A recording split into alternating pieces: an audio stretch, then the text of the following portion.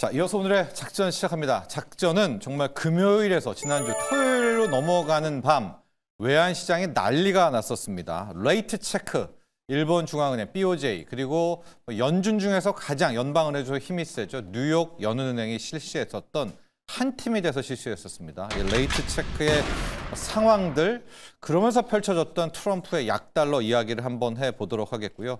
지금도 1,452원대에서 우리 환율 출발할 것 같은데 오늘 1,450원도 깨질 수 있거든요. 워낙 강세죠.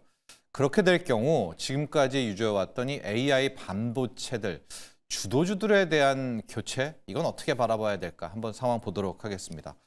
정말 깜짝 놀랐었습니다. 이제 지난주 금요일에서 토요일로 넘어가는 날, 실은 그날 오후였죠. 금요일 날 오후에 이 BOJ의 금통위 통화정책 회의가 있었는데 우에다 총재가 너무 긴가민가 발언을 하면서 이제 엔화 무너졌다. 그래서 대거 투기 세력이 엔화 약세 베팅을 했었는데, 자, 그날 밤 새벽에 완전 상황이 정반대가 됐습니다. 160엔을 깨고 더 올라가려고 하는 달러엔입니다. 이 환율이 그대로 꺾어서 내려왔는데요. 그림 한번 보시겠습니까?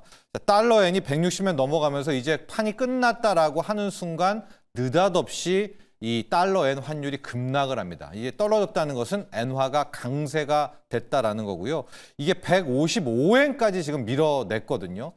아마 152엔, 150엔까지도 땡겨올 수 있을 정도의 그런 상황이 되었었는데, 왜 그랬지 했는데 저기 이제 빨간 글씨에 있었죠. BOJ가 레이트 체크를 들어갔다라고 이제 보도들이 하나 둘씩 나오고 있는데, 저 상황을 보면서 뭐 저게 뭐야라고 이제 하시면은 안 됩니다. 왜? 저렇게 엔화가 강세가 되면서 이게 여러 가지 나비 효과, 연쇄 효과가 나옵니다. 첫 번째로 볼 수 있는 부분이 달러가 약세로 돌변하겠죠. 왜냐하면 달러 인덱스에는 또 엔화가 차지하는 포션이 있고요. 이렇게 달러가 약세가 되면 우리나라 원달러 환율도 영향을 줄 수 있지 않겠습니까? 그래서 전날 넘어간 날, 레이트 체크가 간 날 또 달러와 우리 원달러 환율에도 엄청난 일이 발생을 했는데, 다음 그림을 한번 보시도록 하겠습니다. 같은 날 펼쳐졌었는데요. 달러 인덱스 같은 경우에도 뭐 98, 48, 99 간다라고 막 올라가던 달러 인덱스가 그냥 단시간에 그대로 밑으로 이제 하단을 하면서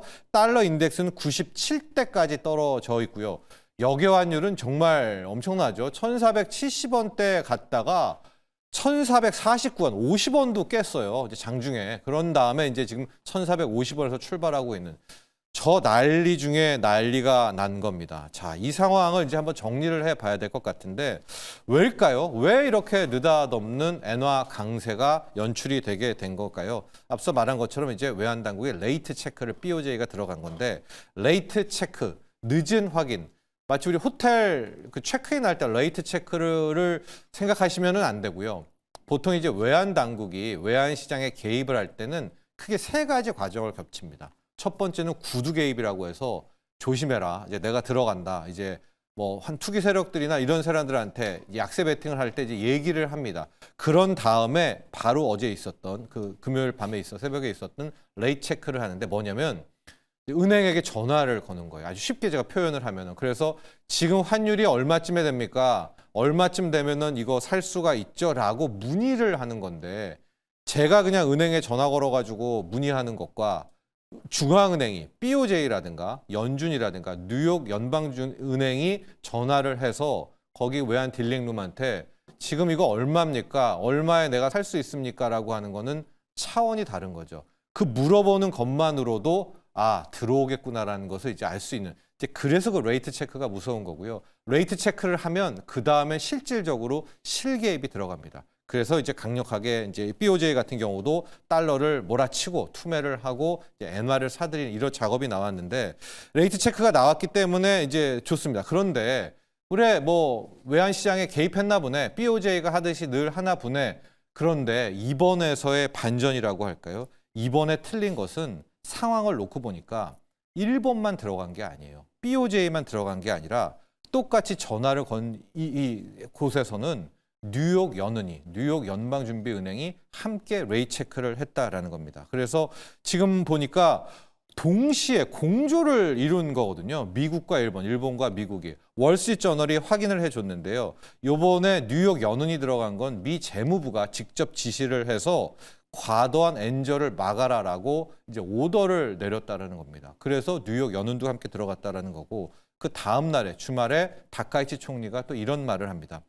그 엔저에 베팅하는 세력들, 투기적인 세력을 용납하지 않겠고 자기는 엔저를 두지 않겠다. 좀 묘하죠. 자기 때문에 엔저가 된 거 아닙니까? 이 다카이치 총리가 내가 돈 풀겠다, 적극 재정하겠다, 세금도 깎아주겠다라고 해서 엔화가 약해졌는데 말로는 또 엔화 약세는 용납하지 않겠다. 좀 이런 모순된 발언을 했지만 이 정도까지 다카이치 총리가 얘기하겠다는 것은 들어가겠다라는 겁니다. 그래서 이 사태 터지고 나니까 엔화 약세에 베팅했던 세력들이 공매도 세력들이 다 쇼커버를 치면서 오히려 더 그렇게 이 엔화 강세, 달러 약세, 또 원화 강세가 나오는 건데 블룸버그는 여기서 멈추진 않을 것 같다. 이번 주죠. 이번 주에 아마 실개입할 것 같다. BOJ가 직접적으로 이제 달러 매도 폭탄을 던지고 엔화를 사들일 것이다라고 이야기를 했는데요. 계속 말씀드리지만 여기서 키포인트는 공조입니다. 그냥 일본만 하면 됐지 왜 미국까지 나서서 엔화가 약해지면 안 된다. 엔화 강세를 만들어야 된다. 왜 이렇게 미국이 함께 공조하죠? 특히 이게 좀 의외인 것이 뭐 또 주말에 제가 이렇게 좀 보니까 몇몇 전문가들은 엔화가 강세가 되니까 이제 엔캐리 트레이드 청산됩니다. 뭐 이렇게 얘기를 하는데 이거 모를까요? 재무부도 알잖아요. 근데 엔캐리 트레이드 청산을 하는 것보다 지금 엔저가 아니라 이 엔화 강세가 필요하다라고 한 그게 뭘까요? 바로 국채 금리였었습니다. 지금 장기물 국채 금리가 미국 입장에서 오르면 시장 금리가 오르죠. 현 상황에서 트럼프 정리, 지금 모기지 금리라든가 이런 시장 금리가 올라버리면 중간 선거는 참패입니다. 지금 안 그래도 미니애폴리스 사태부터 전역에 막 시위 확산될 조짐 보이고 있는데 여기에서 금리까지 오른다? 그럼 정말 미국인들 반발 심하죠. 그래서 트럼프는 그동안 저금리 약달러를 밀어붙였고 이 금리를 떨어뜨리려고 정말 노력을 많이 했는데 달러도 어느 정도 약달러 만들어냈죠. 반값 유가도 만들어냈죠. 근데 금리는 못 떨어뜨리고 있습니다. 특히 최근 그린란드 사태 터지면서 트럼프가 또 한 번 뜨악한 게 뭐냐면 유럽이 몇몇은 실제로 연기금은 미 국채를 던져버립니다. 그러니까 미 국채가 투매가 나오니까 눌러야 되는데 장기물 금리를 오히려 10년물 금리가 4.2 이상으로 또 급등하는 상황 나오지 않았었습니까? 그런데 실제로 유럽이 미 국채를 파는 것보다 더 두려운 곳이 있는데 그곳이 바로 일본입니다. 여러분 일본은 지금 미 국채를 가장 많이 들고 있는 나라예요. 중국은요 이미 팔 만큼 팔았습니다. 실제로 작년에 한번 그 미중 전쟁 때 무역 전쟁 때 투매 한번 던졌잖아요. 그러니까 중국은 더 이상 미 국채를 던질 그럴 여력이 없는데 일본은 좀 문제가 됩니다. 왜 문제가 되느냐?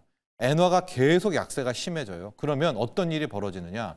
일본 국채를요 다 팔겠죠. 왜냐하면 들고 있으면 손해가 되니까 판단 말입니다. 그러면 일본의 금리가 폭등하겠죠. 근데 일본은 지금 정부 부채가 많잖아요. 그러니까 대외적으로는 채권국이지만 대내적으로는 채무가 크니까 그 이자 갚으면 돈 없지 않습니까? 그러면 일본이 어떻게 하겠습니까? 자기네가 살려고 갖고 있는 미 국채를 던질 수 있기 때문에 엔화가 점점 약세가 돼서 일본의 금리가 올라버리면 일본은 무조건 미 국채를 팝니다. 그래서 왜 공조를 했느냐? 여러분 당연히 트럼프의 저금리는 치명타고 뭐 요번에 뭐 블랙락 누가 신임 연준의장 된다? 그 할아버지가 와도 일본이 미 국채 매도하면 금리 못 잡거든요. 그래서 결국은 어떤 지금 생각을 하느냐? 미국과 일본이 한 팀을 일어나가지고 엔화만 강세로 만들어 놓자. 그렇게 되면 달러는 약세가 되고 그렇다면은 미 국채 팔 일도 없고 달러 약세면 연동하는 미 금리도 함께 끌어내릴 수가 있다라는 이 계획을 이제 세운 겁니다. 그래서 달러 인덱스 같은 경우에는 늘 말씀드리지만 지금 97까지 왔는데 96 밑으로 떨어지면은 정말 추세적 약세 나옵니다. 그래서 한 번 더 저는 일본이 들어가게 되면 이제 엔화를 강세로 밀면 달러 인덱스도 정말 저 밑으로 이제 내려보내면서 결과적으로 트럼프의 약달러 저금리가 완성될 것이다 이렇게 보고 있는데요. 지금요 여러분 위안화 제가 늘 위안화 강세를 말씀드렸었잖아요. 위안화가 지금 어떤 상황까지 왔냐면요. 이거 한번 보실래요? 지금 7위안 깨지는 게 중요하다. 7위안 깨지는 게 중요하다라고 이야기를 했는데요. 7위안은 이미 깨져 있고요. 6.92안 별로 아무런 전문가도 지금 위안화 강세 신경 안 쓰지만 이미 여기까지 임계점을 다 돌파를 했습니다. 이 주봉으로 좀 보고 있는데 지금 일봉으로 봐도 이 인민은행이 이 위안화 강세거든요. 이게 7위안서부터 쭉 떨어지는 이 달러 위안은 떨어질수록 위안화가 강해지는 겁니다. 이미 위안화는 돌아갈 수 없는 강세가 지금 와 있어요. 이제 깼고 이거를 다시 이거 때리지를 못하거든요. 그렇다면은 뭐 월봉 기준으로 봐도 거의 지금 60월 선에 만나잖아요. 여기만 위안화가 만나게 돼서 그냥 밀어버리면 위안화는 굉장히 강해질 수가 있다라는 부분입니다. 왜 위안화를 이야기를 하냐면 중요한 건 우리 원화 환율이기도 한데요. 우리 원달러 환율 진짜 임계점에 와 있었고 막 이때가 중요했었죠. 주봉을 보면 한 번 밀었다가 그날 작년 말에 다시 위로 올라가 가지고 이번에 또 여기 제끼고 올라가면은 진짜 답 없다. 그럼 1,500원 가고 1,600원 간다라고 하는 이 절체정면의 순간에 지난주에 또 주봉으로 음봉 하나 나왔고 이번 주랑 빠르게 밀어가지고 여기까지 한번 내려오면 여기죠. 1,420원대 밑으로만 한번 밀어버리면 정말 원화 강세죠. 환율 하락이 숨통이 한번 트이게 되는 겁니다. 그렇기 때문에 왜 지금 일본과 미국이 공조해서 저렇게 엔화 강세를 만들고 달러 약세를 만들려고 하느냐. 이게 결국은 위안화 강세, 원화 강세까지 오는 국면입니다. 그런데 투자적 관점에서는 좀 체크해 봐야 될 부분이 정말 나왔어요. 원화 강세가 나오고 1,420원대 밑으로도 깨졌습니다. 그러면 저는 약간 계속 말씀드리지만은 삼성전자와 하이닉스 등과 같은 AI 주도주들이 저는 일단 한 번은 체크업이 필요하다고 보여집니다. 왜냐? 그동안은 원화 약세 국면에서도 환율 미스테리 등등을 하게 되면서 하이닉스, 삼성전자가 기염을 토했잖아요. 지금 생각해보면 왜 외국인들이 원화 약세에도 불구하고 이 두 종목을 샀었는가? 결과적으로 실적이고 실적은 환율이 이렇게 약해지면 1,450원대에서는 엄청나게 많은 풀이가 소위 말하는 원화 약세 풀이가 붙을 수가 있는 그런 대목인데 이게 원화 강세로 바뀐다? 그렇다면 상황이 좀 뒤바뀌면서 결과적으로 저는 AI 반도체 주도주에 대한 부분도 멈칫할 수가 있다라고 해서 공교롭게도 이번 주 29일 앞서 말한 목요일 날 삼전과 SK하이닉스의 컨퍼런스 콜이 있지 않습니까? 여기를 변곡으로 좀 삼아서 우리 환율 원화 강세와 함께 그동안 잘 나갔던 이 투톱들 삼성전자, 하이닉스와 AI 반도체의 어떤 승승장구의 균열이 생기는지도 꼭 한번 확인해 보시기 바랍니다.